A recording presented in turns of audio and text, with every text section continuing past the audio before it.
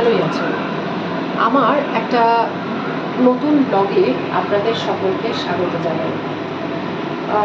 Actually আমি আমার YouTube চ্যানেলটা খুব বেশি দিন ওপেন করিনি, আপনারা সবাই দেখতে পাবেন। তো আমি তার মধ্যে একটি ভিডিও মাত্র শেয়ার করেছিলাম।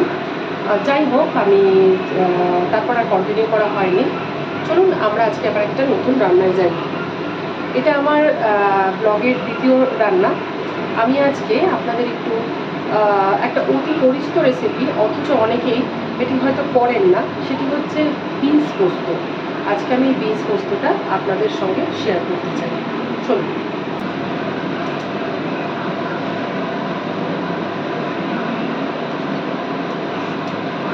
কড়াইতে আমি মোটামুটি 3 চামচ মতো তেল দিলাম।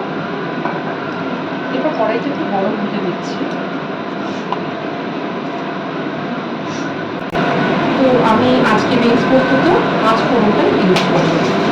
আপনারা করে দেখবেন, এটা 5 ফোড়ন দিয়ে বেশ ভালো লাগছে।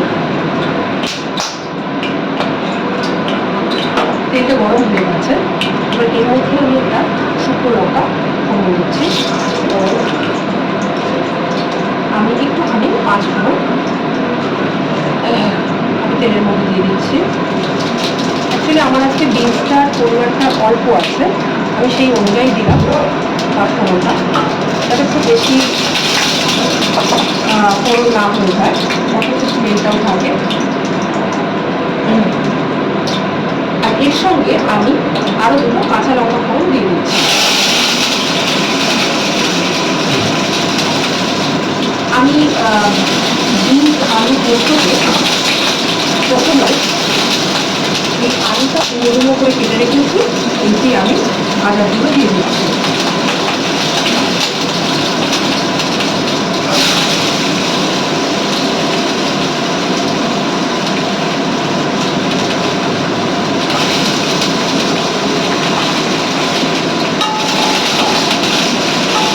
এটি আমি একটু ভেজে নিচ্ছি।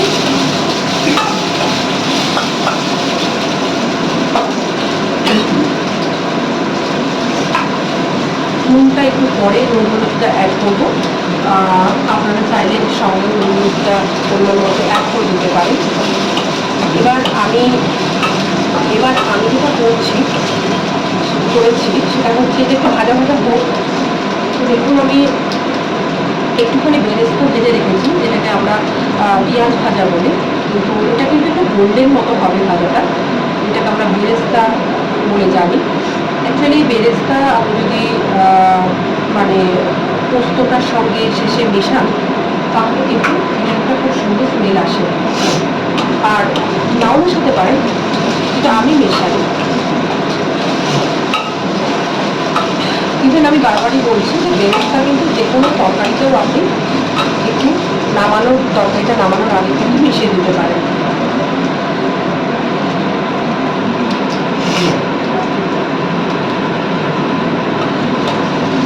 আলুটা মোটামুটি একটু ভাজা ভাজা হওয়ার পর আমি এর মধ্যে বিনসগুলো, যেহেতু বিনস আমার পরিমাণে কম আছে, কারণ আমি অল্পই বিনস কেটেছি এবং সেটা একটু লম্বা লম্বা করে কেটেছি, তো আমি বিনসগুলো দিয়ে দিচ্ছি।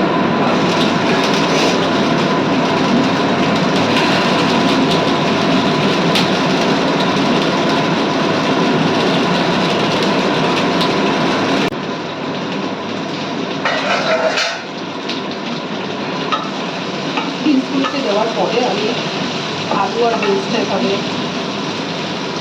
ভাজার চেষ্টা নেড়ে নেড়ে ভাজবো। এবং এর মধ্যে আমি এবার পরিমাণ মতো নুন আর হলুদ অ্যাড করে দিচ্ছি।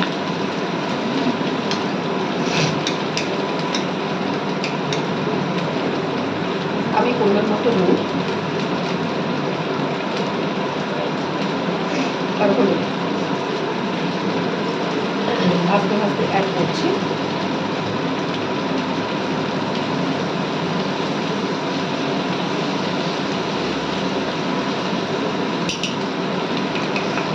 এবার এটা একটু ভেজে নিই। এখন এটাকে ভাজছি এবার আবার করে।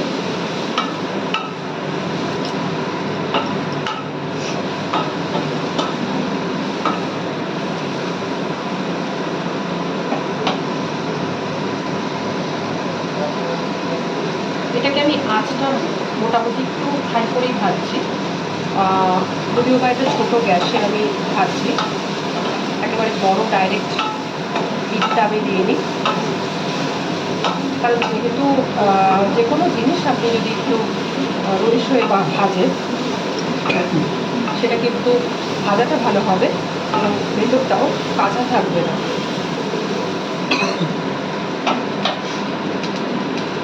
একটু ভাজা ভাজা হয়ে যাবে, তারপরে আমি পোস্তটা অ্যাড করবো।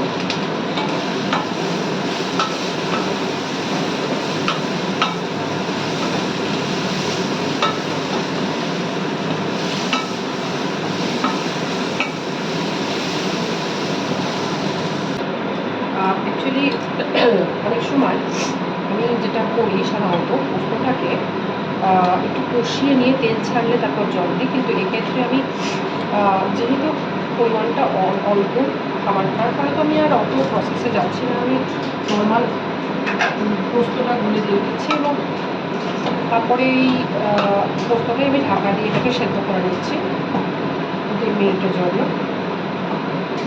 তাতে খারাপ কিছু লাগে না।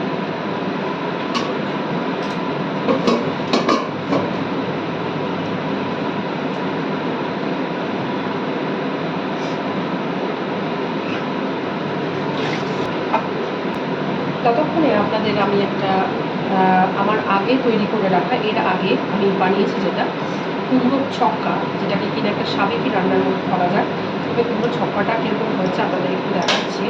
তো আপনারা বাড়িতে কিন্তু কুমড়ো জিনিসটা ভীষণই উপকারী, ফলত আপনারা সবজির মধ্যে বিভিন্ন রকমের রান্না আছে, তো সেভাবে একটু করে খাবেন, বেশ ভালোই লাগবে। দেখাচ্ছি একটু দাঁড়ান। এটা হচ্ছে কুমড়োর ছক্কা, এটা সাবেকি রান্না বলে, এবং এই সাবেকি রান্নাটা কিন্তু আমরা বহু মা ঠাকুমার আমল থেকে খেয়ে আসছি, দেখে আসছি। তো এটা আমার করা হয়ে গেছে অলরেডি। একদিন নিশ্চয়ই আপনাদের বললে আপনাদের সঙ্গে রান্নাটা আমি শেয়ার করবো। ভীষণ ইজি রান্না, তো বেশি একটু টাইমও লাগে। তো আজকে বিনস পোস্তটাই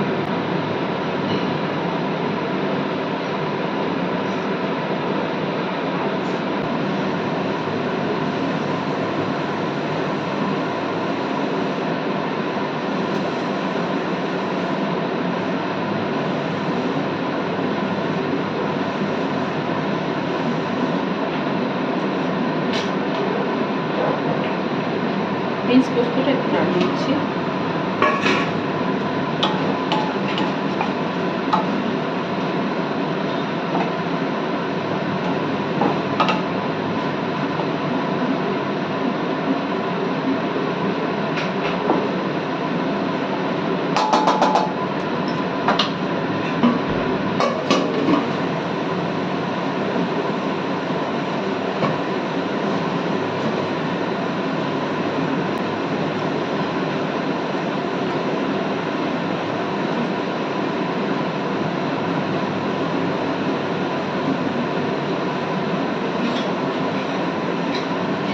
যেটা বলছিলাম, যে আপনি আমাকে নিত্য নতুন টিপস দেবেন যে কীভাবে আমার চ্যানেলটাকে আরও আমি ভালো করতে পারি, উন্নত করতে পারি। তো আজকের মতো এইটুকু। ফিরে আসবো নেক্সট ব্লগ নিয়ে, নেক্সট রান্না নিয়ে, পরের দিন নতুন কোনো ভাবনায়। আপনারা সকলে ভালো থাকবেন, সবাইকে ভালো রাখবেন। আজকের মতো টাটা।